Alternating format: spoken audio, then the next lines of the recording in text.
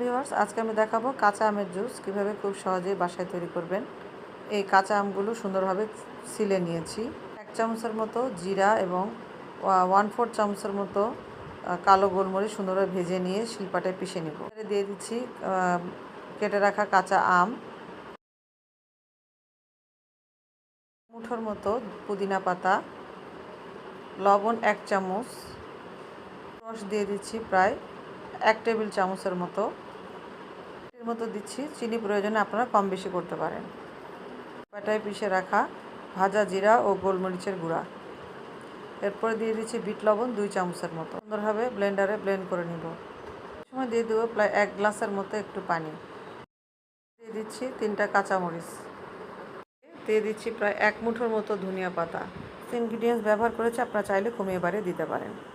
Blend হয়েছে, এর সাথে পানি মিক্সড করে আমরা নামিয়ে পরিবেশন করব।